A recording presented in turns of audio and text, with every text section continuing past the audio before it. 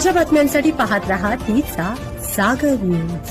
संत ज्ञानेश्वर शिक्षण संस्थेचे संस्थापक अध्यक्ष, महाराष्ट्राचे माजी मंत्री माननीय डॉक्टर अण्णासाहेब डांगे यांच्या जीवन प्रवासातील 91व्या वर्षाचा मंगलमय प्रारंभ व त्यांच्या प्रेरणादायी जीवन कार्यावर आधारित आम्रवृक्ष या आत्मचरित्राचे प्रकाशन व आष्टा शैक्षणिक संकुलातील विविध इमारतींचा उद्घाटन सोहळा शुभ हस्ते महाराष्ट्र राज्याचे मुख्यमंत्री माननीय श्री देवेंद्रजी फडणवीस साहेब, त्याचबरोबर प्रमुख उपस्थिती कार्यक्रमाचे अध्यक्ष पालकमंत्री सांगली जिल्हा माननीय श्री चंद्रकांत दादा पाटील, विधानसभा अध्यक्ष माननीय राहुलजी नार्वेकर, त्याचबरोबर विधान परिषद सभापती माननीय राम शिंदे सर, सार्वजनिक बांधकाम मंत्री श्री शिवेंद्रसिंह राजे भोसले, त्याचबरोबर माननीय श्री अतुलजी सावे आणि प्रमुख उपस्थिती माननीय श्री जयकुमार गोरे, ग्रामविकास मंत्री व पंचायत राज महाराष्ट्र राज्य,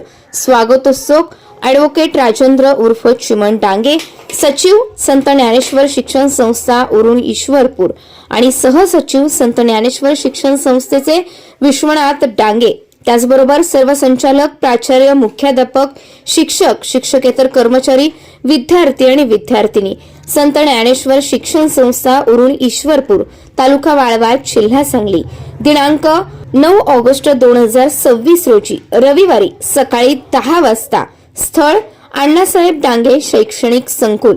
सर्वांचे मार्गदर्शक माझे वडील, या राज्याचे माजी ग्रामीण विकास मंत्री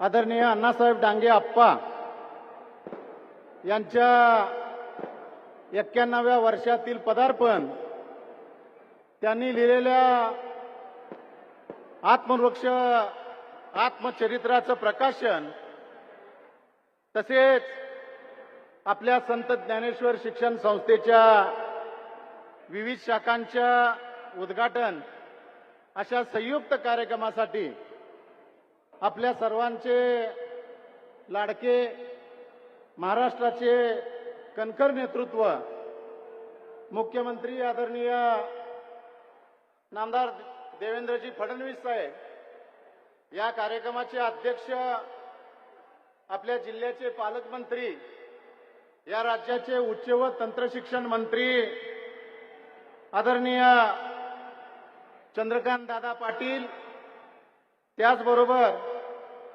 आजचे सत्कार मूर्ती आदरणीय आप्पा, या राज्याचे विधानसभेचे अध्यक्ष नामदार ॲडव्होकेट राहुलजी नार्वेकर साहेब, विधान परिषदेचे सभापती आदरणीय प्राध्यापक राम शिंदे सर, या राज्याचे सार्वजनिक बांधकाम मंत्री नामदार आदरणीय शिवेंद्रराजे भोसले सरकार महाराज, आपल्या राज्याचे ग्रामविकास मंत्री आदरणीय जयकुमार गोरे भाऊ, त्याचबरोबर सर्व खासदार आपले धैर्यशील माने दादा, आमचे महाडिक साहेब, धनंजय महाडिक साहेब, आमदार विनय कोरे साहेब, त्याचबरोबर सुधीर दादा, सदाभाऊ, आमचे धैर्यशील दादा, सुहास भैया, त्याचबरोबर आमचे खडे भाऊ गोपीशेठ पडळकर, सत्यजित भाऊ, अरुण अण्णा, त्याचबरोबर आमचे मार्गदर्शक आदरणीय समित दादा, मकरंद भाऊ, या जिल्ह्याचे जिल्हा अध्यक्ष सम्राट बाबा, निशिकांत दादा, आनंदराव बापू, त्याचबरोबर राजेंद्र खरात साहेब, आमच्या आरपीआयचे जिल्हा अध्यक्ष, जनसुराज्याचे आदरणीय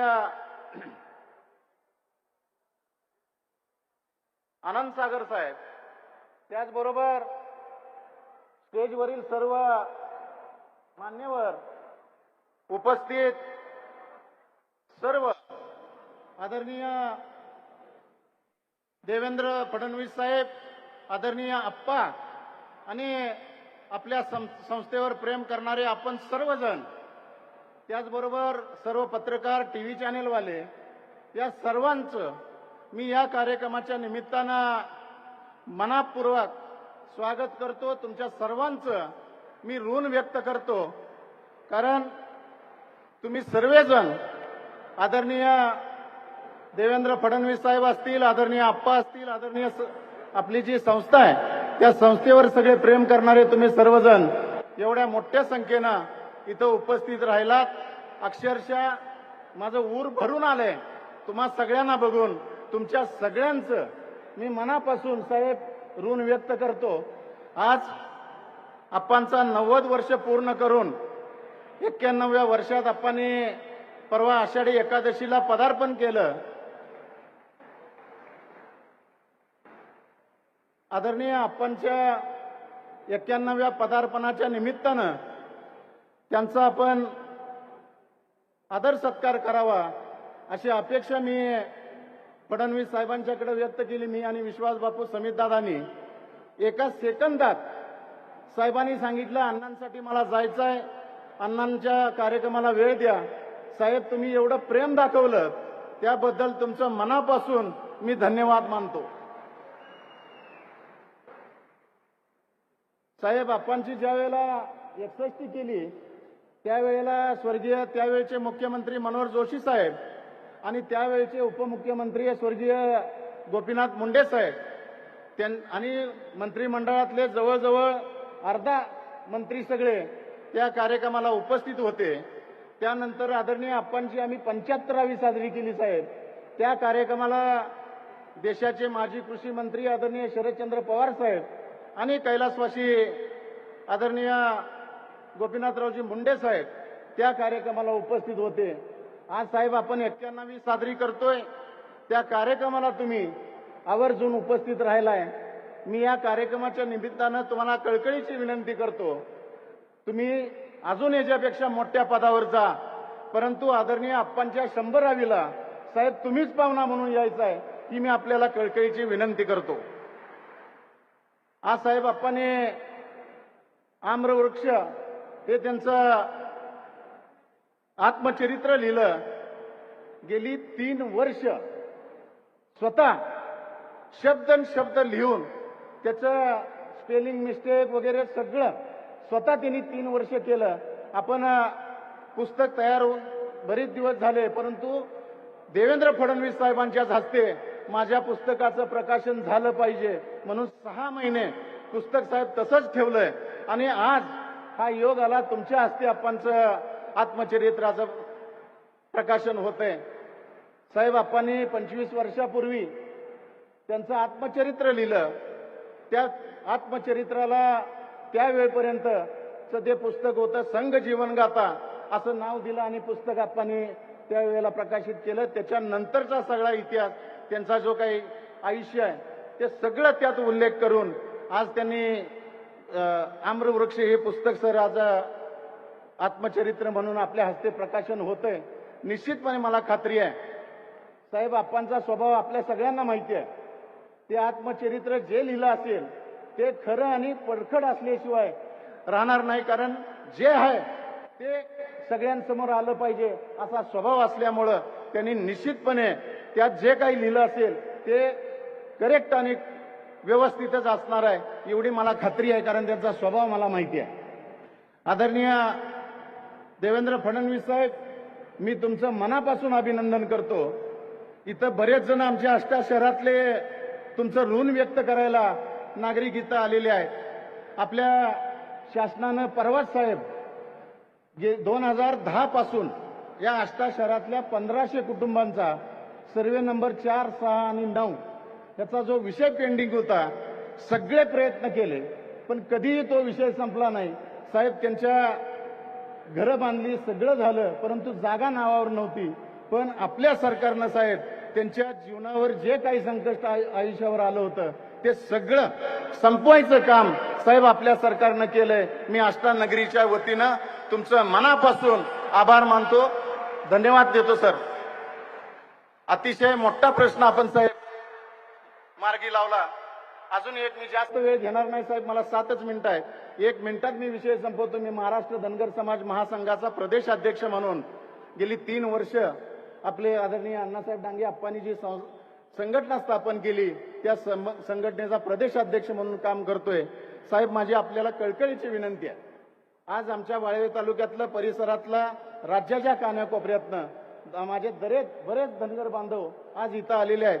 मी सगळ्यांच्या वतीनं आपल्याला कळकळीची विनंती करतो. आमचा धनगर समाजाचा जो अनुसूचित जमातीचा प्रश्न आहे तेवढा साहेब मार्गी लावा. तो लावायचं काम फक्त आणि फक्त या राज्यात कोण करू शकेल तर साहेब आपण आहे. तुम्हाला माझी कळकळीची विनंती आहे, तेवढा आमचा विषय संपवावा आणि आमच्या धनगर समाजाचे आशीर्वाद आयुष्यभर पिढ्यानपिढ्या आपल्या पाठीशी राहत अशी इच्छा व्यक्त करतो. साहेब, आपल्याला माहित आहे चौंडीला पुण्यश्लोक अहिल्यादेवी होळकरांचे आपण जे जन्मगाव आहे ते पूर्ण करायचं काम आदरणीय आप्पांनी बऱ्यापैकी केलंय, परंतु अजून बरीच कामं आपली तिथं व्हायची आहेत. तुम्ही गेल्या वर्षी कॅबिनेटच्या निमित्तानं जवळजवळ 654 कोटी रुपयाचा निधी त्याला मंजूर केलाय. माझी कळकळीची विनंती आहे, तिथं एक अतिशय राष्ट्रीय असं उद्यान पुण्यश्लोक अहिल्यादेवी होळकरांचं व्हावं. साहेब, या कार्यक्रमाच्या निमित्तानं मी आपल्याला निश्चित सांगू इच्छितो, तुम्ही पुण्यश्लोक अहिल्यादेवी होळकरांच्या फोटोसमोर नुसती मनातली इच्छा व्यक्त करा. जर पूर्ण नाही झाली साहेब तर मी काय म्हणाल ते करायला तयार आहे. एवढा अनुभव मला आहे, म्हणून तुम्हाला माझी कळकळीची विनंती आहे. साहेब, आपण पुण्यश्लोक अहिल्यादेवी होळकरांची जयंती आणि 13 ऑगस्टला आपली पुण्यतिथी साजरी करतो. त्या जयंती आणि पुण्यतिथी सगळ्या शासकीय निमशासकीय कार्यालयात साजरी व्हावी म्हणून आपण आदेश काढलाय. परंतु परवा मी जयंतीच्या वेळेला बघितलं साहेब, 50% ऑफिसमध्ये अजून पुण्यश्लोक अहिल्यादेवी होळकरांचा फोटोच नाही. पूजा तर साहेब लांबच. माझी कळकळीची या कार्यक्रमाच्या निमित्तानं विनंती आहे, आपण सगळ्यांना संबंधितांना आदेशित करावं आणि सगळ्यांनी जयंती आणि पुण्यतिथी कोणत्याही परिस्थितीत प्रत्येक ऑफिसमध्ये साजरी झाली पाहिजे अशा पद्धतीचे आदेश काढावेत, एवढी कळकळीची विनंती करतो. तुम्ही सर्वजण आलात त्याबद्दल मनापासून साहेब परत एकदा स्वागत करतो. थांबतो. जय हिंद, जय महाराष्ट्र, जय मल्हार. धन्यवाद. ॲडव्होकेट राजेंद्र उर्फ चिमण डांगे भाऊ, सचिव संत ज्ञानेश्वर शिक्षण संस्था यांनी स्वागत आणि प्रास्ताविक करून आजचा सुंदर सोहळ्याचा आरंभ केलेला आहे. आजी सोनी याचा दिनो, वर्ष अमृताचा धनो, असा हा मंगल क्षण आणि माननीय श्री डॉक्टर अण्णासाहेब डांगे आप्पा यांच्या सत्कार सोहळ्याचे प्रमुख अतिथी आणि महाराष्ट्राचे लाडके लोकप्रिय कर्तबगार, आपल्या सर्वांचे विकासाभिमुख नेतृत्व जननायक माननीय नामदार देवेंद्रजी फडणवीस साहेब यांचं स्वागत आणि सन्मान या ठिकाणी संपन्न होतोय. मान्य ॲडव्होकेट राजेंद्र उर्फ चिमण भाऊ, मान्य विश्वनाथ बाबू डांगे यांना विनंती आहे की आपण मुख्यमंत्री महोदयांचं एक शानदार शाही स्वागत करावं. हजारो नागरिकांच्या उपस्थितीमध्ये हा सन्मान सोहळा संपन्न होतोय. आजच्या सुंदर 91व्या वर्षामध्ये पदार्पणाचा हा आरंभ सोहळा आणि या आरंभ सोहळ्याचे प्रमुख अतिथी महाराष्ट्राचे लाडके मुख्यमंत्री माननीय नामदार देवेंद्रजी फडणवीस साहेब यांचं स्वागत, शाल प्रदान, महाराष्ट्राची शान, मान आणि सन्मानाचं प्रतीक शानदार स्वागत या ठिकाणी होत आहे. वाद्य वाजू लागलेली आहे आणि सनईच्या मंगल वातावरणामधला हा सोहळा. यासोबतच जिल्हा भाजपाच्या वतीनेही माननीय सम्राट महाडिक यांना विनंती आहे, कार्यक्रमाचे प्रमुख अतिथी महाराष्ट्र राज्याचे लाडके मुख्यमंत्री माननीय मुख्यमंत्री देवेंद्रजी फडणवीस साहेब यांचा सत्कार त्यांनी करावा.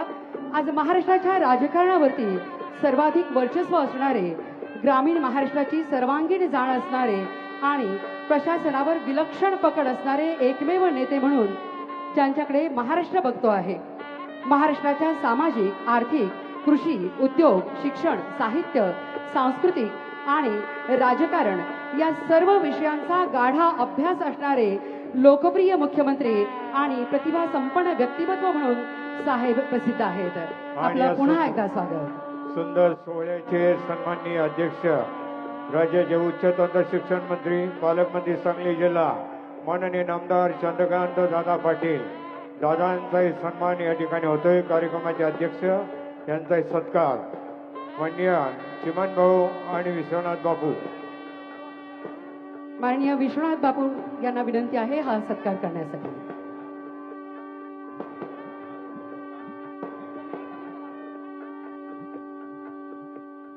सांगली जिल्ह्याचे पालकमंत्री माननीय चंद्रकांतदादा पाटील यांचं स्वागत होतंय.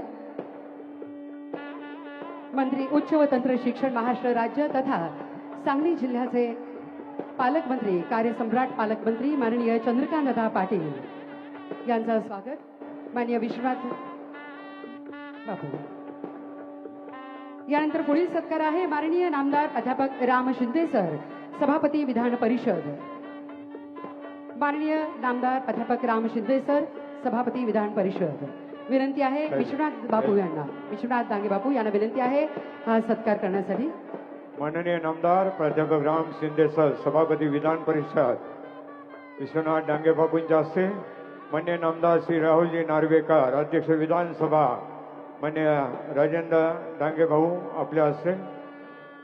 सन्माननीय नामदार शिवेंद्रराजे भोसले, सार्वजनिक बांधकाम मंत्री, माननीय राजेंद्र चिमन डांगे भाऊंच्या हस्ते सत्कार.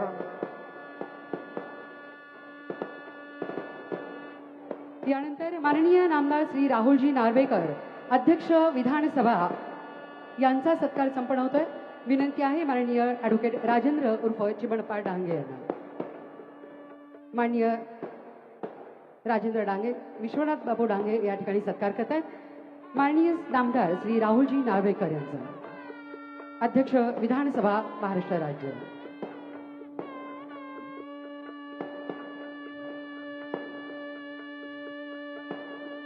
यानंतर पुढील सत्कार आहे माननीय नामदार श्री शिवेंद्रसिंहराजे भोसले, सार्वजनिक बांधकाम मंत्री. पुढील सत्कार माननीय नामदार श्री शिवेंद्रसिंहराजे भोसले. विविध मान्यवरांचा खास सन्मान सोहळा स्मृतिचिन्ह देऊन शाल बुके प्रदान करून आजच्या विशेष समारंभ सोहळ्यानिमित्त सन्मान होतोय. माननीय शिवेंद्रराजे भोसले साहेब, सार्वजनिक बांधकाम मंत्री आणि ग्राम विकास मंत्री माननीय नामदार जयकुमार गोरे भाऊ, विश्वनाथ बापू आपण स्वागत करायचं. यानंतर माननीय खासदार श्री धनंजय महाडिक सर, राज्यसभा सदस्य, आणि माननीय खासदार धैर्यशील माने. सत्कार होतोय माननीय आमदार विनयजी कोरे सर, पन्हाळा शाहूवाडीचे आमदार माननीय विनयजी कोरे.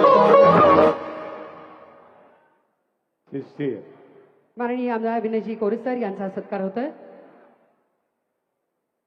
सर्व मान्यवर मंत्री महोदय, विधानसभा विधान परिषदेचे सभापती, आमदार, खासदार, माजी खासदार, मंचावरील सर्व आदरणीय मान्यवरांचा विशेष सन्मान या ठिकाणी होतोय.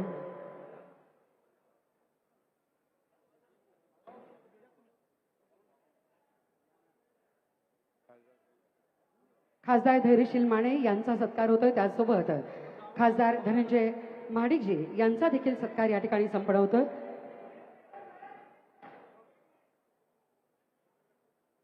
खासदार धनंजय महाडिक आणि खासदार धैर्यशीलजी माने. ॲडव्होकेट चिमन भाऊ डांगे आणि यानंतर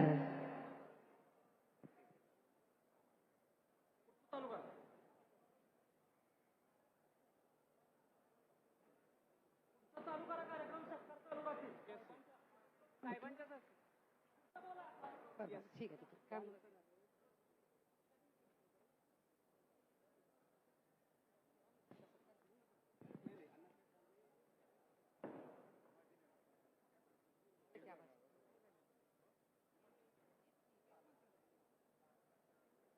यानंतर पुढील कार्यक्रम आहे. सत्कार हा सुरूच राहतोय. उपस्थित मान्यवरांचा सत्कार या ठिकाणी होतोय. माननीय आमदार डॉक्टर सुरेश भाऊ खाडे यांचा देखील सत्कार होतोय. माननीय आमदार सुधीर दादा गाडगे यांचा सत्कार होतोय. त्याचसोबत पुढील कार्यक्रम अण्णासाहेब डांगे औद्योगिक प्रशिक्षण संस्थेच्या इमारतीचे आभासी पद्धतीने उद्घाटन माननीय नामदार देवेंद्रजी फडणवीस साहेब, मुख्यमंत्री महाराष्ट्र राज्य यांच्या शुभ हस्ते अण्णासाहेब डांगे औद्योगिक प्रशिक्षण संस्थेच्या इमारतीचे आभासी पद्धतीने उद्घाटन. प्रत्यक्ष या इमारतीचं उद्घाटन न होता आभासी पद्धतीने या इमारतीचं उद्घाटन संपन्न होतंय. कळ दाबून या ठिकाणी मुख्यमंत्री महोदयांच्या शुभ हस्ते कळ दाबून या इमारतीचं उद्घाटन संपन्न होणार आहे. अण्णासाहेब डांगे औद्योगिक प्रशिक्षण संस्थेच्या इमारतीचे उद्घाटन.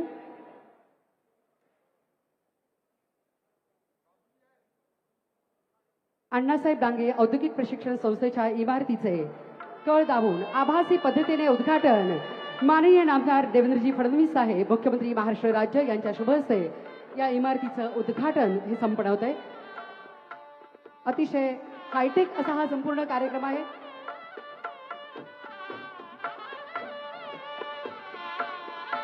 यानंतर आजचा महत्वाचा कार्यक्रम ज्याची आपण सर्वजण अतिशय आतुरतेने वाट पाहत आहोत तो कार्यक्रम म्हणजे आम्रवृक्ष आदरणीय डॉक्टर अण्णासाहेब डांगे यांच्या आत्मचरित्राचे प्रकाशन. माननीय नामदार देवेंद्रजी फडणवीस साहेब मुख्यमंत्री महाराष्ट्र राज्य यांच्या शुभ हस्ते कळ दाबूनच या ठिकाणी या आत्मचरित्राचं प्रकाशन देखील होतंय. उजव्या बाजूला या ठिकाणी व्यासपीठाच्या डाव्या बाजूला छोट्या व्यासपीठावर डॉक्टर अण्णासाहेब डांगे यांच्या आम्रवृक्ष या पुस्तकाचे ऑनलाईन प्रकाशन होणार आहे. मुख्य व्यासपीठावरून तेच प्रक्षेपण होईल आणि त्याचवेळी माननीय डॉक्टर अण्णासाहेब डांगे यांच्या जीवन प्रवासाचे टप्पे सांगणारी एक ऑडिओ क्लिप या ठिकाणी लावण्यात येते. माननीय अण्णासाहेब डांगे. मान्यवर हो, काही व्यक्तींचा जन्म हा केवळ योगायोग नसतो, तर तो समाजासाठी एका नव्या प्रेरणेचा आरंभ असतो. माननीय डॉक्टर अण्णासाहेब डांगे आप्पा यांचा जन्म आषाढी एकादशीच्या पवित्र दिवशी झाला. बालपणापासूनच लाभलेली भक्ती आपल्याला केवळ वयाचा आकडा दिसत नाही, दिसतो तो अनेक दशकांचा संघर्ष, दिसते ते जनतेचे प्रेम, दिसते ते समाजसेवेचे संस्कार आणि दिसते ते नवी पिढी घडवण्याची तळमळ. धन्यवाद. आज सोनी याचा दिनो वर्ष अमृताचा धनो हा सुवर्ण क्षण आणि आनंदाचा क्षण आदरणीय डॉक्टर अण्णासाहेब डांगे आप्पा यांच्या जीवनातील 91व्या या प्रेरणादायी प्रारंभानिमित्त सन्मान सत्काराने आता आप्पांचं मनोगत आपण या ठिकाणी ऐकणार आहात. एकदा जोरदार टाळ्या वाजवून आदरणीय अण्णासाहेब डांगे आप्पांचं स्वागत. ते माहित आहे.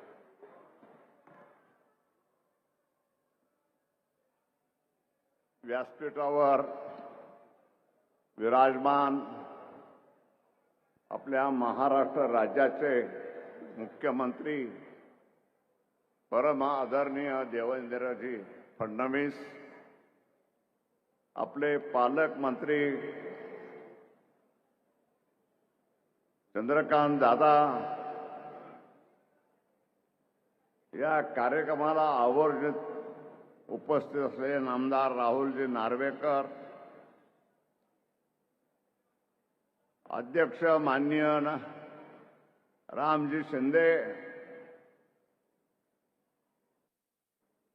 या कार्यक्रमात उपस्थित असलेले माननीय नामदार शिवेंद्रसिंह राजे भोसले, जयकुमारजी नामदार गोरे, सर्व लोकसभा व राज्यसभा याचे सदस्य, निरनिराळ्या संस्थांचे अध्यक्ष आणि आपण सर्व उपस्थित बंधू आणि भगिनींनो, आज माझ्या जीवनातला हा उत्तुंग असा दिवस आहे. मी माझ्या वयाची 91 वर्ष पूर्ण करून 92व्या वर्षामध्ये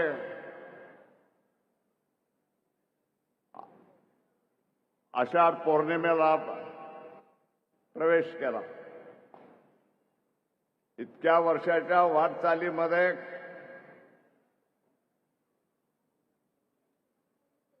अनेक लोकांचा संबंध आला. विशेषतः या कार्यक्रमाच्या निमित्तानं मी सांगेन की माननीय मुख्यमंत्र्यांचे वडील स्वर्गीय गंगाधरपंत फडणवीस हे आणि आम्ही विधान परिषदेत बरोबर सदस्य होतो. त्या निमित्तानं देवेंद्रजींच्या घरी जायचं व्हायचं, अंगणामध्ये शाखा चाललेली असायची. त्या निमित्तानं देवेंद्रजींच्या मातोश्री सरिताताई यांचाही चांगला परिचय झालेला होता. आणि दुसऱ्या क्रांतिकारी महिला शोभाताई फडणवीस या मंत्री होत्या आणि अतिशय डॅशिंग अशा ह्या महिला होत्या.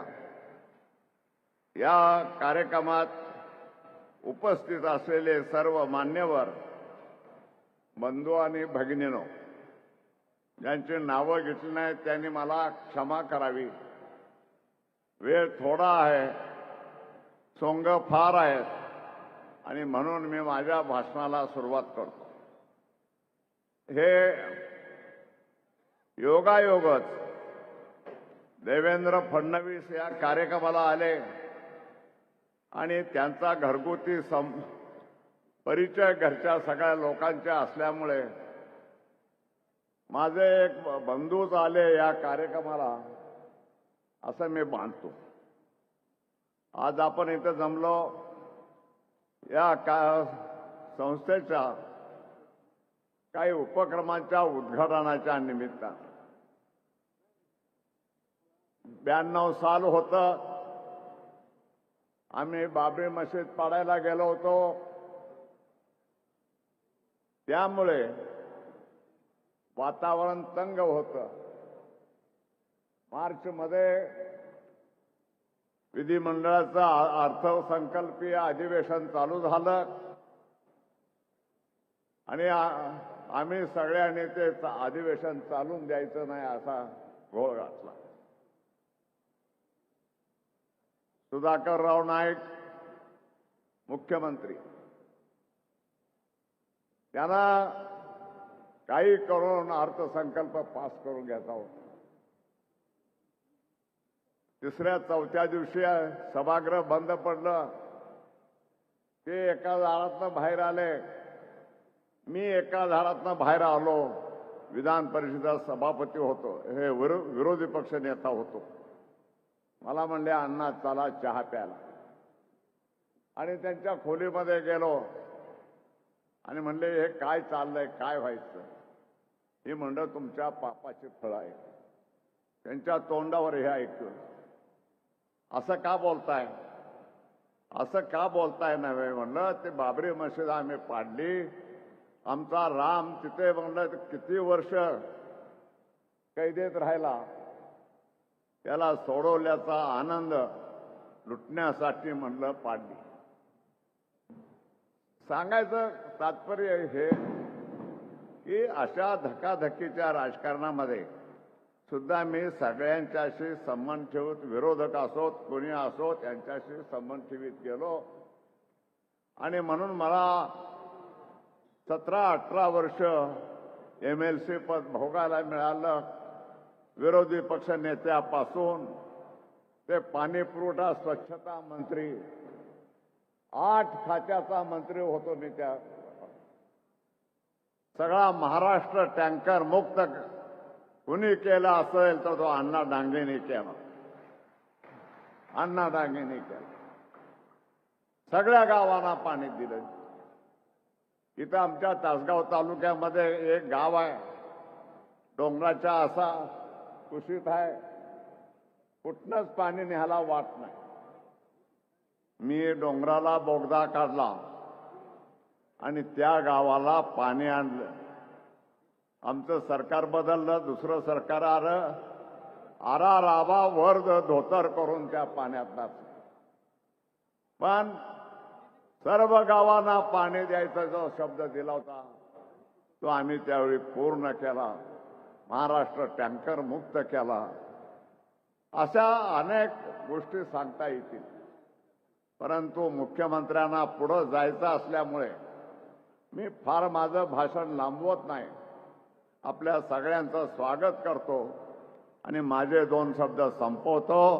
नमस्कार. आदरणीय अण्णांनी आपल्या जीवन प्रवासातली सोनेरी पानं या ठिकाणी उलगडली आणि यानंतर माननीय नामदार प्राध्यापक राम शिंदे साहेब, सभापती विधान परिषद महाराष्ट्र राज्य, यांनी आपलं मनोगत आणि शुभेच्छा व्यक्त कराव्यात अशी विनंती करीत आहोत. प्राध्यापक राम शिंदे साहेब, सभापती विधान परिषद महाराष्ट्र राज्य.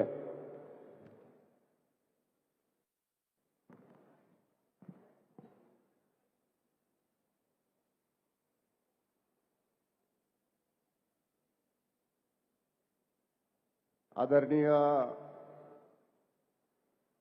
महाराष्ट्र राज्याचे माजी मंत्री अण्णासाहेब डांगे तथा आप्पा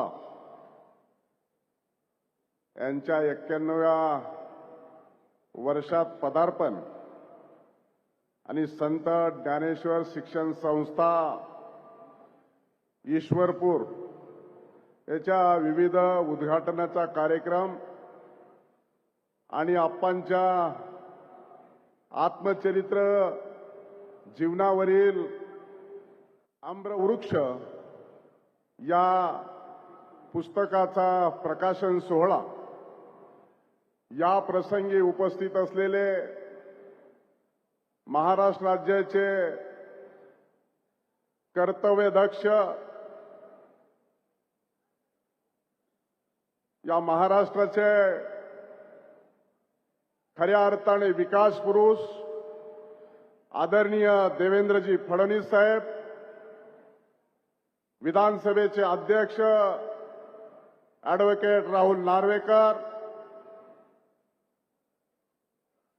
उच्च शिक्षण मंत्री आणि सांगली जिल्ह्याचे पालकमंत्री आदरणीय चंद्रकांतदादा पाटील, सार्वजनिक बांधकाम मंत्री शिवेंद्रराजे भोसले, ग्रामविकास मंत्री नामदार जयकुमार गोरे, व्यासपीठावर उपस्थित असलेले सर्व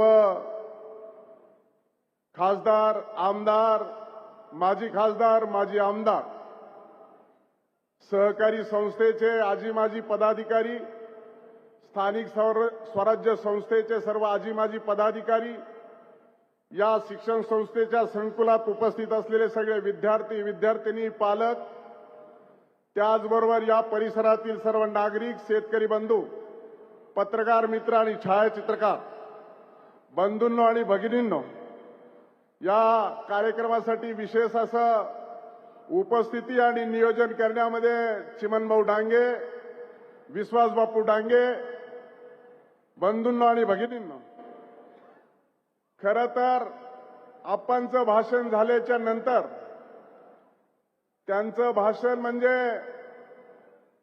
मी माझ्या जीवनाला, राजकारणाला सुरुवात केल्यापासून भाषण ऐकतोय आणि आप्पांच्या भाषणामध्ये, पुस्तकामध्ये आणि लेखामध्ये जे लिहिलेलं असतं ते चिमनभाऊंनी सांगितल्याप्रमाणे कुठलीही पर्वा न करता वस्तुस्थिती लिहिण्याचं, खुमासदार लिहिण्याचं आणि कोणाची पर्वा न करण्याचं लिखाण असतं.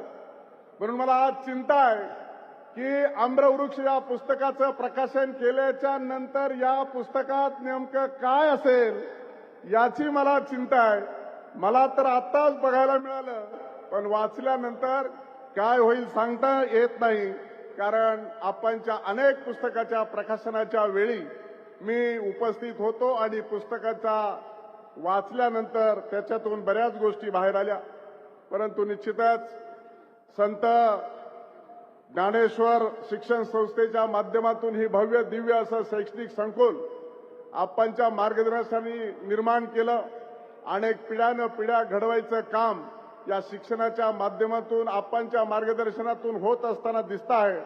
खरं तर बापू सांगत होते की हे शैक्षणिक संकुल उभारण्यामध्ये गेल्या काही कालखंडापासून अतिशय मोठ्या प्रमाणामध्ये इथं सर्व कोर्सेस चालवतो आणि या भागाला, या परिसराला विद्यार्थ्यांना, विद्यार्थींना अतिशय उच्च दर्जाचं शिक्षण देण्याचं काम या संत ज्ञानेश्वर शिक्षण संस्थेच्या माध्यमातून होत असतं.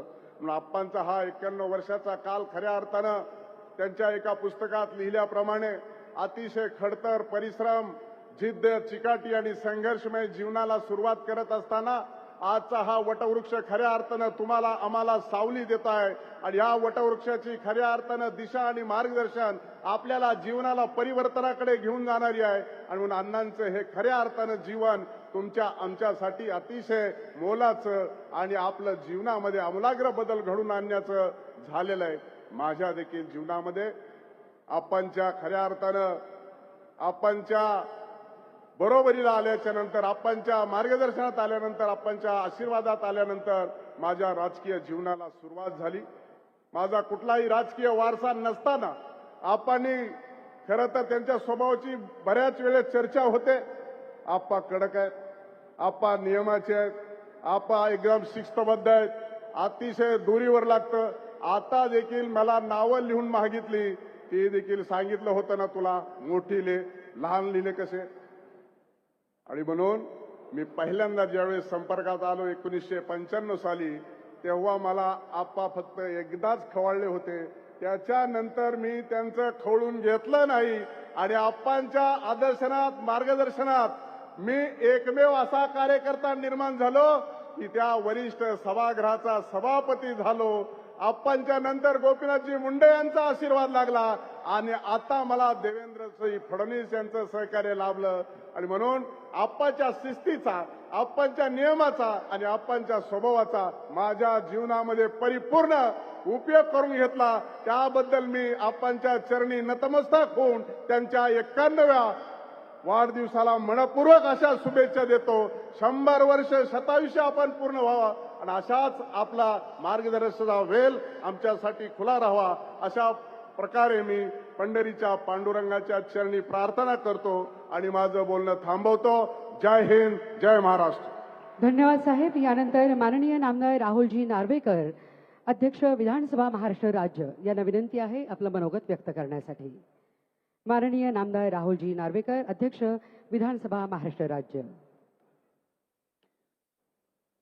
नमस्कार. संत ज्ञानेश्वर शिक्षण संस्थेचे संस्थापक, अध्यक्ष, माजी मंत्री माननीय डॉक्टर अण्णासाहेब डांगे उर्फ अप्पा यांच्या जीवन प्रवासातील 91व्या वर्षाच्या मंगलमय प्रारंभ होत असून त्यानिमित्त त्यांच्या सत्कार सोहळा व आम्रवृक्ष या आत्मचरित्राचे प्रकाशन आज होत आहे. या कार्यक्रमासाठी आवर्जून उपस्थित असणारे महाराष्ट्र राज्याचे यशस्वी आणि लाडके मुख्यमंत्री आदरणीय श्री देवेंद्र फडणवीसजी, माननीय विधान परिषद सभापती श्री राम शिंदे साहेब, त्याचप्रमाणे माननीय मंत्री श्री चंद्रकांत दादा पाटील, माननीय मंत्री शिवेंद्रसिंह राजे भोसले, मान्य मंत्री श्री जयकुमार गोरे, मान्य खासदार श्री धैर्यशील माने. आजच्या कार्यक्रमाचे प्रेरणास्थान ज्येष्ठ समाज नेते व शिक्षण क्षेत्रातील आदरणीय व्यक्तिमत्व मान्य डॉक्टर अण्णासाहेब डांगे, संत ज्ञानेश्वर शिक्षण संस्थेचे सर्व पदाधिकारी, शिक्षकवृंद, पालक, प्रिय विद्यार्थी आणि उपस्थित मान्यवर बंधूंनो, भगिनींनो. खरं तर आजचा कार्यक्रम म्हणजे केवळ एक सत्कार सोहळा नसून आजचा कार्यक्रम म्हणजे एका दीर्घ सार्वजनिक जीवनाचा, समाजासाठी केलेल्या कार्याचा आणि शिक्षणाच्या माध्यमातून अनेक पिढ्यांनी भविष्य घडवणाऱ्या प्रवासाचा गौरव करण्याचा प्रसंग आहे. आदरणीय अण्णांबद्दल खरं तर राजकीय क्षेत्रात जेवढी माहिती आहे त्याहून अधिक माहिती समाजकारणात त्यांनी केलेल्या कार्यासंदर्भातली लोकांपर्यंत पोहोचणं आवश्यक आहे. अण्णांची त्यांचा उल्लेख केला की डोळ्यासमोर अशा व्यक्तिमत्वाचं आठवण होते ज्यांनी कधीच आपल्या तत्वांची तडजोड केली नाही. स्पष्ट व्यक्ती म्हणून नेहमी ज्यांना ओळखलं जातं अशा या थोर व्यक्तिमत्वांनी आज 91व्या वर्षात पदार्पण केलेलं आहे आणि तुमच्या सगळ्यांच्या वतीने मी त्यांना परत एकदा मनापासून शुभेच्छा देतो. अण्णांचा राजकीय प्रवास आपण बघितला तर राष्ट्रीय स्वयंसेवक संघाच्या कार्यकर्त्याच्या रूपात त्यांनी आपल्या समाजकारणाला सुरुवात केली. त्यानंतर जनसंघाशी त्यांनी निगडीत राहून अत्यंत चांगलं कार्य केलं.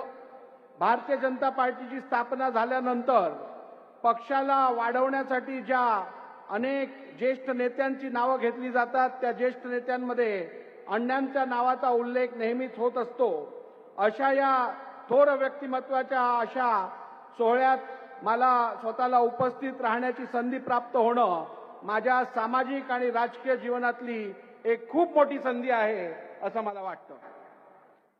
खरं तर 1995 ते 1999 या काळात महाराष्ट्रात शिवसेना भाजप युतीचे सरकार सत्तेवर आले.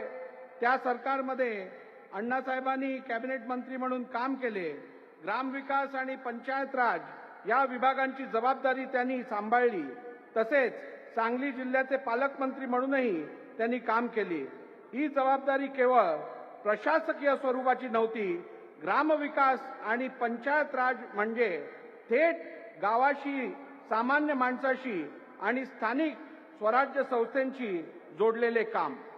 आज या ठिकाणी आपण नुकतंच आम्रवृक्ष या पुस्तकाचे अनावरण केले आणि खरं तर मी आपल्याला मनापासून शुभेच्छा देऊ इच्छितो की आम्रवृक्ष हे आपण टायटल जे आपण निवडलेलं आहे ते खरोखरच अण्णांच्या व्यक्तिमत्वाला सूट होणारं असं हे टायटल आहे असं मला वाटतं. आम्रवृक्ष म्हणजे समाजाला आणि पुढच्या पिढीला बीज देण्याचं काम करतं, समाजाला सावली देण्याचं काम करतं आणि त्याचप्रमाणे फळ देण्याचंही काम करत असतं. अण्णांनी पण या समाजाला त्यांच्या कार्यातून फळ द्यायचं काम केलं, या समाजाला त्यांच्या कार्यातून छाया द्यायचं काम केलं आणि येणाऱ्या पिढीलाही अत्यंत चांगलं तत्वांचं बीज देण्याचंही काम हे अण्णांमार्फत झालं.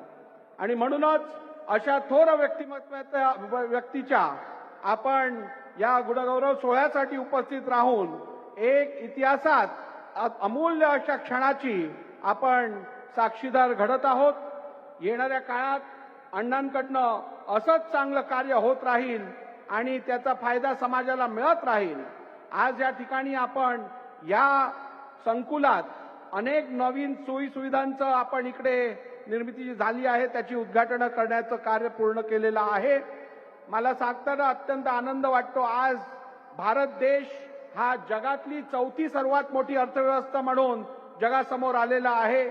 आपण 2027 मध्ये जगातली 3री सर्वात मोठी अर्थव्यवस्था होणार आहोत आणि 2047 मध्ये भारत देश हा सर्व प्रकारे विकसित देश म्हणून जगासमोर येणार आहे. आपल्या देशाची ख्याती म्हणजे आपण जगातला सर्वात तरुण देश म्हणून आपल्याला ओळखलं जातं आणि आपलं मीन एज पॉप्युलेशन हे 29 वर्ष आहे. आपल्याला जर भारताला खरोखरच भारतवासियांची ही सगळी स्वप्न पूर्ण करायची असतील आणि जर का आपल्याला या देशाला जगातली सर्वात मोठी अर्थव्यवस्था आणि सर्वोत्तम देश म्हणून जगासमोर आणायचं असेल तर शिक्षण क्षेत्राकडे अधिक लक्ष देणं आवश्यक आहे. शिक्षण क्षेत्रात आपल्याला जेवढ्या सोयी सुविधा देता येतील तेवढे देणं आवश्यक आहे. आपण जर का या आपल्या डेमोग्राफिक ॲडव्हान्टेजला म्हणजे सर्वात तरुण देश जो आपला मानला जातो त्याला स्किल्ड युथ पॉप्युलेशन म्हणून कन्वर्ट केलं तर आपल्याला मी सांगू इच्छितो की या जगातला एकही देश भारताच्या ह्युमन रिसोर्स शिवाय पुढे जाऊ शकणार नाही, कार्य करू शकणार नाही. आणि म्हणून मला वाटतं अण्णांनी ही संस्था उभारून केवळ संस्था उभारायचं काम केलं नाहीये तर समाज उभारण्याचं काम केलेलं आहे. मी त्यांना मनापासून शुभेच्छा देतो आणि येणाऱ्या काळात त्यांच्या हातून आपल्या सर्वांची अशीच सेवा होत राहील अशी मनोकामना व्यक्त करतो. त्यांना ईश्वर अत्यंत चांगलं निरोगी आयुष्य प्रदान करो आणि त्यांच्या शतकपूर्तीच्या कार्यक्रमातही आपण सर्व इकडे येऊन परत त्यांचा सत्कार करू अशी इच्छा व्यक्त करतो. खूप खूप धन्यवाद. जय हिंद, जय महाराष्ट्र. धन्यवाद. माननीय डॉक्टर अण्णासाहेब डांगे अप्पांच्या कार्यकर्तृत्वाची सोनेरी पानं या ठिकाणी आज उलगडली जात आहेत. मी धन्यवाद देतो सन्माननीय राहुलजी नार्वेकर साहेबांना आणि यानंतर विनंती करीत आहोत माननीय नामदार चंद्रकांत दादा पाटील उच्च तंत्र शिक्षण मंत्री तथा पालकमंत्री सांगली जिल्हा, माननीय नामदार चंद्रकांत दादा संत पाटील. ज्ञानेश्वर शिक्षण संस्था ईश्वरपूर, ज्याच्या केवळ मेडिकल कॉलेज सोडलं तर समाजाच्या विविध क्षेत्रासाठी आवश्यक असणाऱ्या सगळ्या शिक्षण संस्था ज्या संत ज्ञानेश्वर शिक्षण संस्थेने सुरू केल्या, उभ्या केल्या, नावारूपास आणल्या, त्याचे संस्थापक काहीच नव्हतं, शून्यापासून सुरुवात. आपल्या सगळ्यांचे आदरणीय अण्णासाहेब डांगे. योगायोग बघा की त्यांचा जन्म पण आषाढी एकादशीला झाला.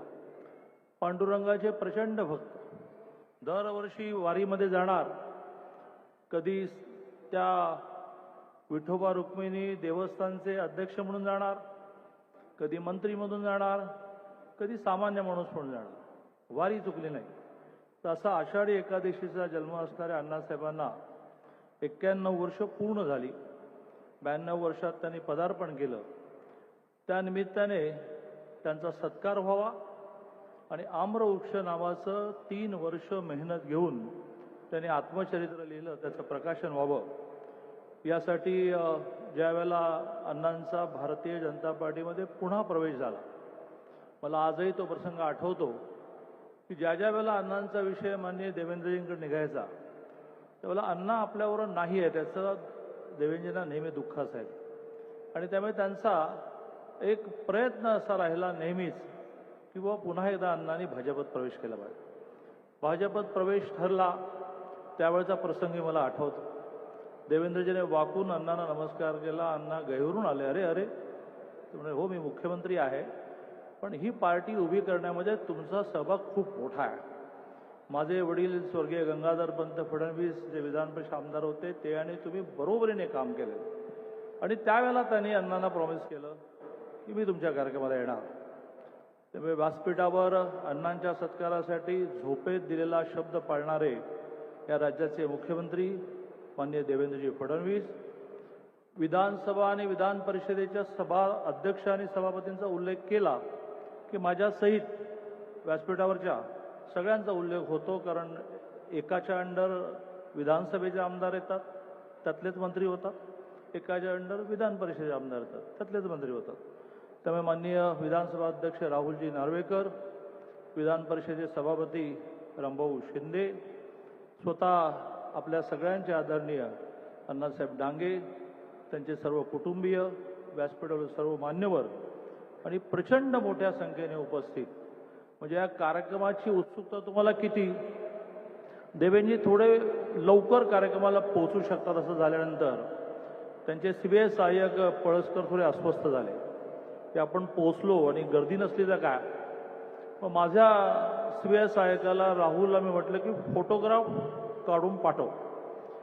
जवळजवळ कार्यक्रमाच्या कितीतरी आधीपासून 90% सभागृह भरलं होतं आणि त्यामुळे प्रचंड मोठ्या संख्येने उपस्थित बंधू आणि भगिनींनो, मी अतिशय थोडक्या वेळात बोलणार आहे, कारण ज्यांचा वेगवेगळ्या भूमिकेत संबंध आला, कधी गंगाधर पंतांचा मुलगा म्हणून संबंध आला, कधी शोभाताईंचा पुतण्या म्हणून संबंध आला, कधी बरोबरीने विधानसभेमध्ये म्हणजे ते विधान परिषदेत परंतु विधान भवनामध्ये बरोबरीने काम करताना आला, अशा ज्यांच्याकडे लाईव्ह जिवंत प्रसंग आहेत अशा देवेंद्रजींचं भाषण ऐकायला आपण उत्सुक आहोत.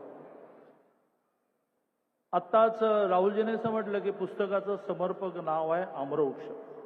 मी थोडं असहमत आहे. मला असं वाटतं की नारळाचं झाड असं याचं पुस्तकाचं शीर्षक असायला पाहिजे होतं. अण्णा एक नारळ आहे, ते वरून असे खरबडीत आहेत, म्हणजे अनेकांना असं वाटतं जरा अण्णापासून लांब राहू, पण आतून अतिशय गोड खोबरं आहे, अतिशय गोड पाणी आहे. जवळ आल्यानंतर लक्षात आहे अरे अन्न काही वेगळेच आहेत. आणि त्यामुळे आंबा वरून पण अट्रॅक्ट करतो, नारळ वरून अट्रॅक्ट करत नाही. नारळाला आपण म्हणतो की ते वरून खरबरीत आहे, पण त्या खोबऱ्यासारखं आणि त्या नारळाच्या पाण्यासारखे अन्न आहेत. राष्ट्रीय स्वयंसेवक संघावरची निष्ठा किती. अनेक जण संघामध्ये येतात, पण राजकीय पक्षामध्ये काम करत असताना मतभेद झाले तर पक्षाशी मतभेद असतील, संघाशी कसे काय मतभेद. पण अण्णांनी पक्ष सोडला, विचार सोडला नाही, कधीही सोडला नाही. मी राष्ट्रीय स्वयंसेवक संघाचा स्वयंसेवक आहे. ते शाखेवर जाणं, उत्सवाला जाणं, संघाच्या अधिकाऱ्यांना भेटणं हे त्यांनी कधी सोडलं नाही. आणखीन एक वैशिष्ट्य मांडून मी माझं बोलणं संपवणार आहे. राजकारणामध्ये यायचं कशाला? तर खरं म्हणजे राजकारण हे समाजकारणाचं एक प्रभावी माध्यम आहे. विद्यार्थी परिषदेत काम करता येतं, विश्व हिंदू परिषदेत काम करता येतं, भारतीय मजदूर संघात काम करता येतं.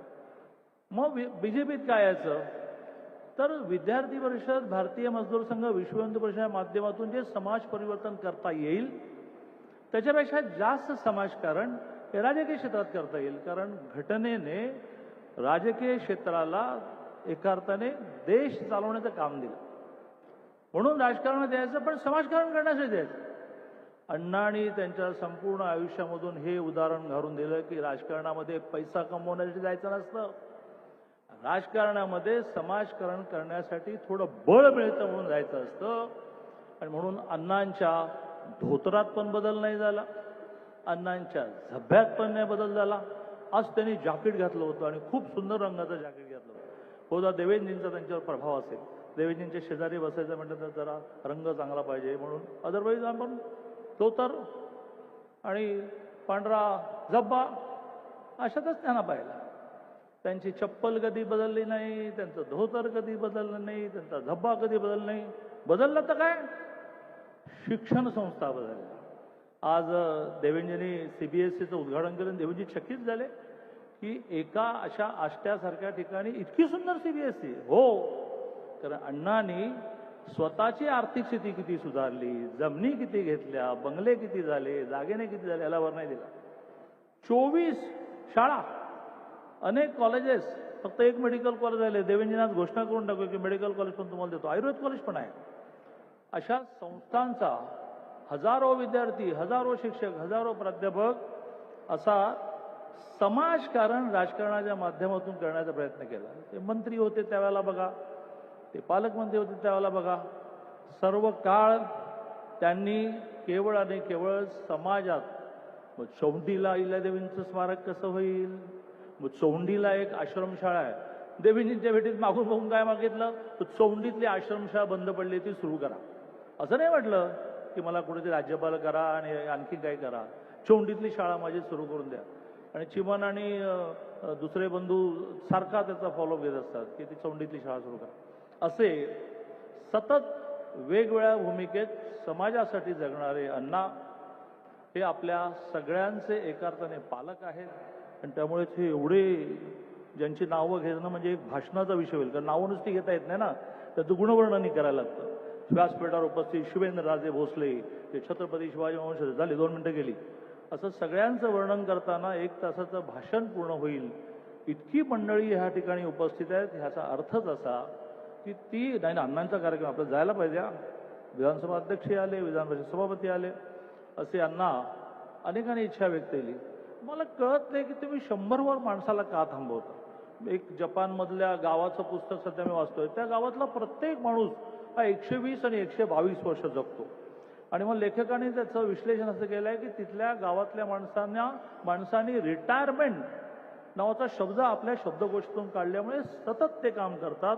ते प्रत्येक वेळेला नवीन उद्दिष्टासाठी त्यांना परमेश्वर जिवंत देतो.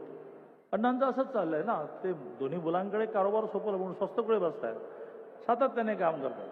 आणि त्यामुळे 100 वर्ष तर पूर्ण होणारच. ते चांगलं मजबूत रांगडा गडी आहे, पण त्याच्यापेक्षा सुद्धा त्यांनी चांगलं जगावं. आणि सगळ्यात महत्त्वाचं म्हणजे चांगली तब्येत राहा. माणसाने देवाकडे नेहमी प्रार्थना अशी केली पाहिजे की मरण झटक्यात आलं पाहिजे. समित कदमने म्हटलं, अरे मॉर्निंग वॉकला फेकलं की दादा, नाही गेला वरती गेला. असं आयुष्य माणसाला मिळालं पाहिजे. अण्णांना असं निरोगी आयुष्य मिळावं अशी प्रार्थना करतो आणि माझं बोलणं संपवतो. धन्यवाद दादा. आता ज्या क्षणाची आपण सर्वजण आतुरतेने वाट पाहत आहोत तो क्षण आलाय, ज्यांच्या उपस्थितीने आजच्या सोहळ्याला विशेष उंची प्राप्त झाली आहे, ते महाराष्ट्राचे लाडके माननीय मुख्यमंत्री माननीय नामदार देवेंद्रजी फडणवीस यांना मी उपस्थितांना मार्गदर्शन करण्यासाठी अत्यंत आदरपूर्वक आमंत्रित करते. महाराष्ट्राचे लाडके मुख्यमंत्री विकास पुरुष माननीय नामदार देवेंद्रजी फडणवीस साहेब. हिंदवी स्वराज्याचे सरसंस्थापक छत्रपती शिवरायांना मानाचा मुजरा करतो. लोकमाता पुण्यश्लोक अहिल्यादेवी होळकर यांच्या चरणी नतमस्तक होतो. भारतीय राज्यघटनेचे शिल्पकार भारतरत्न डॉक्टर बाबासाहेब आंबेडकर यांना मानवंदना अर्पित करतो. आणि आज ज्यांचं अभिष्ट चिंतन करण्याकरता, सत्कार करण्याकरता आणि आत्मचरित्राचं प्रकाशन करण्याकरता आपण सर्व लोक या ठिकाणी एकत्रित आलोत, ते महाराष्ट्राच्या राजकीय सामाजिक जीवनातील भीष्म पितामह म्हणून ज्यांना आपल्याला ओळखता येईल असे महाराष्ट्राचे माजी मंत्री, संत ज्ञानेश्वर शिक्षण संस्थेचे अध्यक्ष आणि एक कणखर नेतृत्व असलेले माननीय अण्णासाहेब डांगे, आपल्या सर्वांचे अप्पा, मंचावर उपस्थित राम शिंदेजी, राहुल नार्वेकरजी, चंद्रकांत दादा पाटील, शिवेंद्रराजे भोसले, जयकुमारजी गोरे, धैर्यशीलजी माने, धनंजयराव महाडिक, सदाभाऊ खोत, धैर्यशील कदम, अरुणजी लाड, सुरेश भाऊ खाडे, विनय कोरे सावकार, राहुलजी आवाडे, सुधीर गाडगीळजी, अशोकराव बापू माने, गोपीचंद शेठ पडळकर, सत्यजित देशमुख, सुहास बाबर, मकरंद देशपांडे, समित कदम, सम्राट महाडिक, संजय काका पाटील, पृथ्वीराज देशमुख, दिनकर पाटील, नीताताई केळकर, संग्रामजी देशमुख, प्रकाशजी ढंग, या ठिकाणी या कार्यक्रमाचं आयोजन ज्यांनी केलं ते आमचे बंधू चिमणभाऊ डांगे, विश्वनाथ भाऊ डांगे, मंचावरील सर्व मान्यवर आणि या ठिकाणी उपस्थित सर्व माता भगिनी आणि बंधूंनो, आज मला अतिशय आनंद आहे की अण्णासाहेब डांगे यांचा सत्कार करण्याकरता आणि त्यांच्या आत्मचरित्राचं प्रकाशन करण्याकरता मला या ठिकाणी निमंत्रण मिळालं. जसं त्यांनी सांगितलं, त्यांचा आणि आमचा संबंध खूप जुना आहे. वडिलांच्या काळापासून संबंध आहे. मीही भारतीय जनता पक्षामध्ये काम सुरू केलं त्यावेळी अण्णासाहेब डांगे, नास फरांदे, वाडणे पाटीलजी, गोपीनाथराव मुंडे, प्रमोदजी महाजन, ही सगळी नेते मंडळी होती की ज्यांच्याकडे बघून आम्ही काम करायचो. आणि विशेषतः यांच्यापैकी कोणीही नागपूरला आलं तर त्यांच्या स्वागताला आम्ही हजर असायचो. मी देखील 92च्या कारसेवेला होतो, त्यानंतर युवा मोर्चाचा अध्यक्ष झालो आणि युवा मोर्चाचा अध्यक्ष म्हणून ज्या नेते मंडळींकडे बघून आम्ही काम करायचो, संघर्ष करायचो, भारतीय जनता पार्टी काय हे शिकायचो, त्यापैकी एक प्रमुख नाव हे अण्णासाहेब डांगे यांचं होतं. आणि या महाराष्ट्रामध्ये भारतीय जनता पक्षामध्ये एक अत्यंत ज्येष्ठ आणि सन्माननीय नेते म्हणून त्यांच्याकडे पाहिलं जायचं. ज्यावेळी युतीचं सरकार आलं आणि एक ज्येष्ठ मंत्री म्हणून अण्णासाहेबांकडे जबाबदारी आली खरं म्हणजे या आत्मचरित्रात देखील त्यांनी लिहिलंय, त्या संपूर्ण सरकारमध्ये अण्णासाहेबांचा मान फार मोठा होता. गोपीनाथरावजी हे नेते होते, ते उपमुख्यमंत्री होते, पण त्यांच्यानंतर प्रोटोकॉलचा मान हा अण्णासाहेब डांगेंचा होता. आणि भारतीय जनता पक्षाच्या कॅबिनेट मिनिस्टरची प्रत्येक मंत्रिमंडळ बैठकीपूर्वी बैठक ही अण्णासाहेब डांगेंकडे व्हायची आणि त्या ठिकाणी ठरायचं की मंत्रिमंडळाच्या बैठकीत काय करायचं. अण्णासाहेब डांगेंकडे ज्यावेळी पाणी पुरवठा खात्याची जबाबदारी आली, त्यांनी महाराष्ट्र जीवन प्राधिकरण तयार केलं आणि हा निर्णय केला की या महाराष्ट्राला आपल्याला टँकर मुक्त करायचं आहे. अतिशय धाडसी निर्णय होता. इतका मोठा महाराष्ट्र, चांद्यापासनं बांद्यापर्यंत हा पसरलेला महाराष्ट्र, गडचिरोलीपासनं गडहिंग्लजपर्यंत हा पसरलेला महाराष्ट्र, ज्याच्यामध्ये दऱ्याखोऱ्यात राहणारे, डोंगरावर राहणारे, पठारावर राहणारे, दुष्काळी भागात राहणारे असे अनेक गावं, या प्रत्येक गावात पिण्याच्या पाण्याची योजना तयार करायची, त्याकरता सोर्स तयार करायचा, त्याकरता निधी उभा करायचा आणि प्रत्येक गावात पाणी पोचवायचं. हे शिवधनुष्य अण्णासाहेबांनी पेललं आणि मला अतिशय आनंद आहे. मी त्या काळामध्ये महापौर झालो आणि महाराष्ट्र जीवन प्राधिकरणाची जी रचना होती त्यात राज्यातल्या महापौरांपैकी एक महापौर हा त्याचा सदस्य असायचा. त्या कॅटेगरीतलं मला सदस्य म्हणून काम करण्याची संधी मिळाली आणि अण्णासाहेबांसोबत महाराष्ट्र जीवन प्राधिकरणाच्या प्रत्येक बैठकीत मी असायचो. त्या बैठकीची शिस्त ही इतकी कडक असायची की त्या बैठकीमध्ये अण्णासाहेबांनी एकदा निर्णय केला, कोणी प्रतिवाद करत नव्हतं आणि प्रशासन, सचिव या सगळ्यांवर प्रचंड पकड ही अण्णासाहेबांची होती आणि विषयांची माहिती इतकी त्यांना परफेक्ट असायची. या पुस्तकात देखील आपल्याला वाचायला मिळेल की शौचालयाची निर्मिती करताना त्याच्याकरता किती निधी ठेवला पाहिजे, या संदर्भात त्याला काय काय लागतं आणि कसा तुम्ही जास्त निधी वापरता याचं वर्णन त्यावेळी अण्णासाहेबांनी केलं.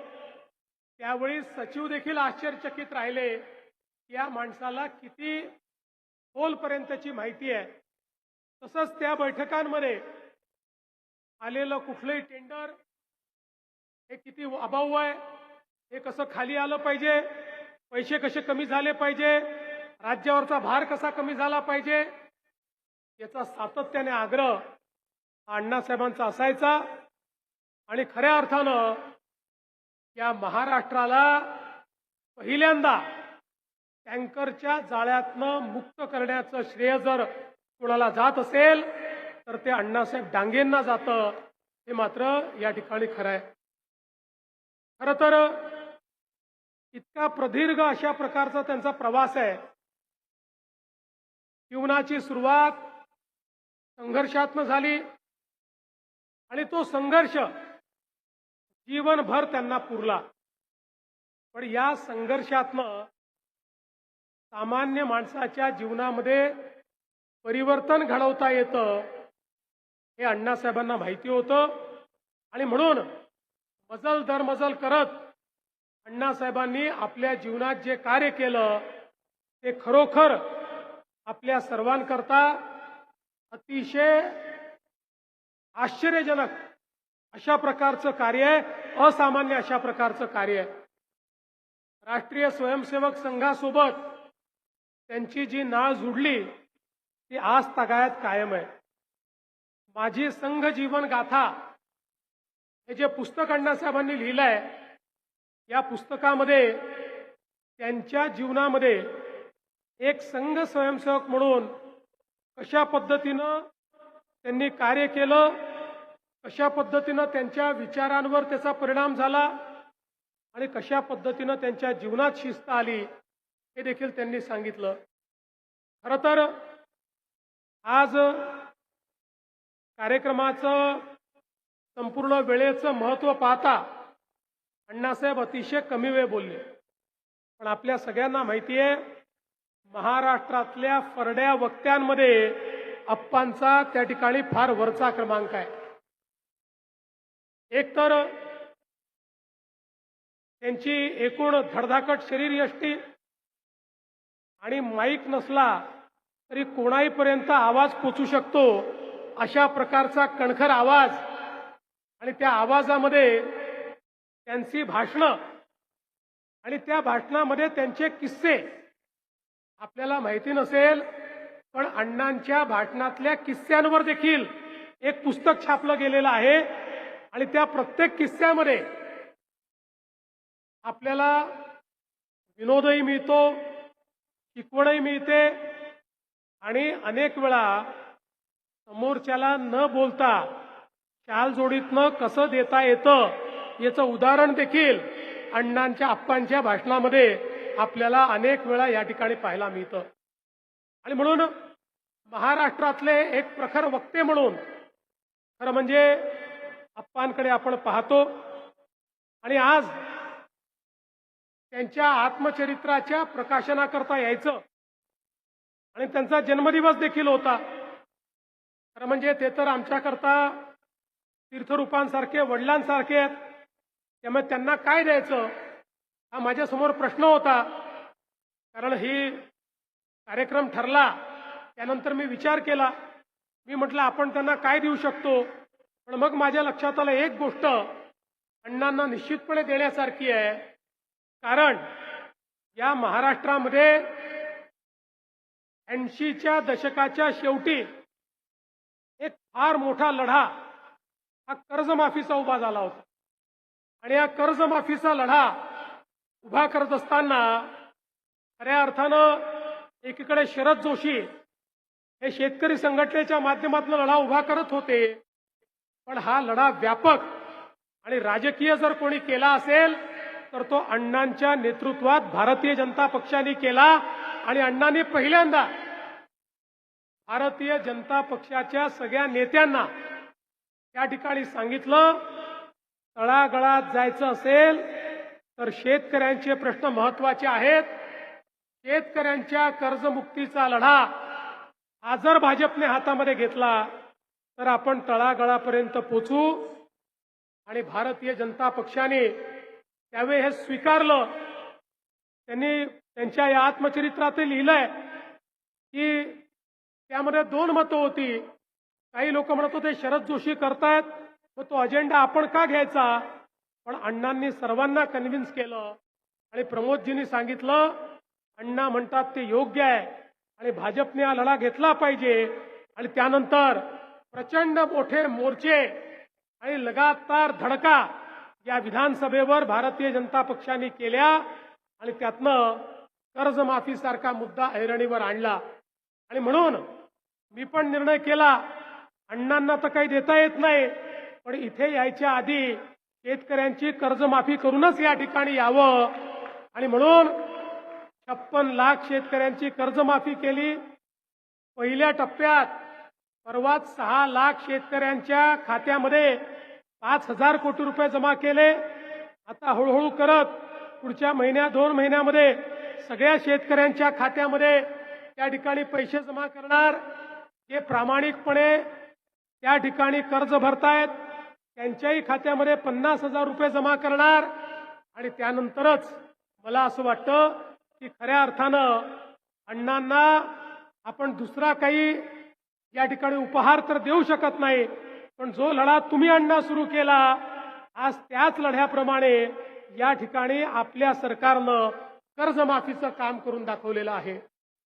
आपल्याला दुसरं मी सांगू इच्छितो, खरं म्हणजे या देशामध्ये छत्रपती शिवरायांनंतर छत्रपती संभाजी महाराजांनंतर खऱ्या अर्थानं मराठी साम्राज्य जे आहे, मराठ्यांचं जे साम्राज्य आहे, हिंदवी स्वराज्य आहे, या हिंदवी स्वराज्याला विस्तारित करण्याचं काम, ते स्थिरावण्याचं काम आणि अखिल हिंदुस्थानामध्ये त्यावेळेस मोगलांनी हिंदूंच्या आराध्य दैवतांना मोडलं होतं. त्या पूर्व पश्चिम उत्तर दक्षिण सगळ्या भारतामध्ये त्या सगळ्या देवालयांचं घाटांचं निर्माण करण्याचं कार्य जर कोणी केलं असेल तर ते पुण्यश्लोक अहिल्यादेवी होळकर यांनी केलं. पण दुर्दैवाने आमचा समाज त्यांचं जन्मस्थळ देखील विसरला होता, पण अण्णा मात्र विसरले नव्हते. आणि म्हणून अण्णांनी त्या ठिकाणी ठरवलं की हे जन्मस्थळ शोधून काढायचं. मग चोंडीमध्ये आहे, मग चोंडी कुठे आहे? मग पहिल्यांदा असं लक्षात आलं की ते छत्रपती संभाजीनगर म्हणजे औरंगाबाद जिल्ह्यात आहे, पण मग ते शोधून काढलं नाही. ते अहिल्यानगर म्हणजे तेव्हाच्या अहमदनगर जिल्ह्यामध्ये आहे. आणि शेवटी अण्णांनी ते स्थळ केवळ शोधलं नाही, तर त्या ठिकाणी पहिल्यांदा त्या स्थळाचा विकास करण्याची सुरुवात ही जर कोणी केली असेल तर ती अण्णासाहेब डांगेंनी त्या ठिकाणी केली. मला अतिशय आनंद आहे. ते स्थळ तर त्यांनी शोधलंच, त्याच्या पाठोपाठ आमच्या राम शिंदेंनाही त्यांनी शोधून काढलं आणि तिथला आमदार केलं. आणि आता राम शिंदेंच्या नेतृत्वामध्ये आमच्या सरकारने त्याही चोंडीचा पूर्ण कायापालट करण्याकरता जवळजवळ 700 कोटी रुपयाचा आराखडा मंजूर केला. त्याचं काम देखील सुरू केलं. आणि पुढच्या काळामध्ये जे कार्य अण्णासाहेबांनी सुरू केलं होतं ते पूर्ण करण्याचं काम आपण करणार आहोत. तिसरं महत्वाचं काम ते म्हणजे वाटेगाव इथे लोकशाहीर साहित्यरत्न अण्णाभाऊ साठे यांचं स्मारक. त्या अण्णाभाऊंनी 27 भाषांमध्ये आणि भारताच्या नाही जगाच्या 27 भाषांमध्ये अण्णाभाऊ साठेंचं साहित्य प्रकाशित झालं. त्यांचं जन्मगाव असलेल्या वाटेगावमध्ये देखील संघर्ष करून अण्णाभाऊ साठेंचं स्मारक हे तयार करण्याचं काम अण्णांनी केलं. आता अण्णा आपल्या सरकारने त्याही स्मारकाकरता ऍडिशनल जागा एक्वायर केली आहे आणि तेही स्मारक भव्य करण्याचं काम हे आपल्या सरकारच्या माध्यमातून चाललंय. आणि त्यांचं घर असलेलं चिरागनगर तिथली सगळी मुंबईची जागा आम्ही एक्वायर केली आणि त्याही ठिकाणी एक अत्यंत मोठं अशा पद्धतीचं त्यांचं स्मारक तयार करण्याचं काम हे आपल्या सरकारच्या माध्यमातून चाललंय. खरं म्हणजे अण्णांनी सामाजिक क्षेत्रात तर काम केलंच, पण शैक्षणिक क्षेत्रात केलेलं कार्य प्रत्येक संस्था ही उत्तम चालली पाहिजे. आज अण्णांनी सुरू केलेल्या आश्रमशाळा महाराष्ट्रातल्या ज्या सर्वोत्तम आश्रमशाळा आहेत त्यामधली आश्रमशाळा अण्णांनी सुरू केलेली आश्रमशाळा आहे.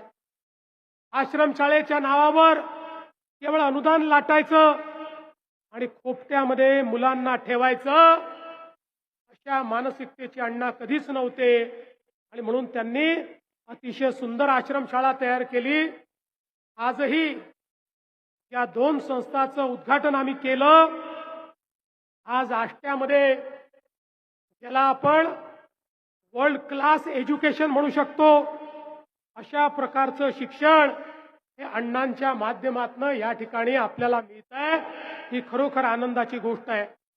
एवढंच नाही, सहकाराच्या क्षेत्रात दीनदयाल सूतगिरणी त्यांनी सुरू केली.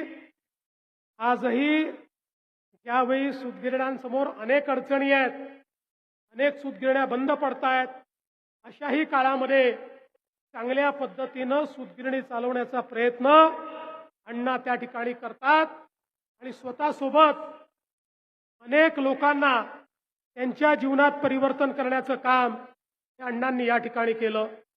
आज चिमण भाऊ आणि विश्वनाथ भाऊ हे चांगल्या पद्धतीने काम सांभाळत आहेत. चिमण भाऊनी आणि मी तर मागच्या काळामध्ये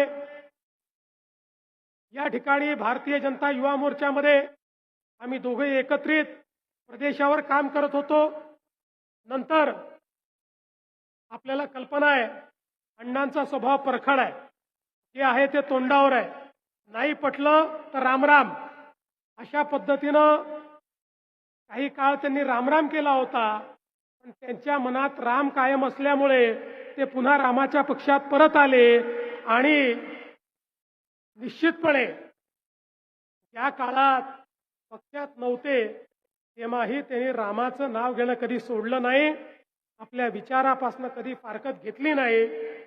आणि आपण जर हे आत्मचरित्र वाचलं, कुठली गोष्ट लपवली नाही, परखडपणे प्रत्येक गोष्ट ही अण्णांनी या ठिकाणी मांडली आहे.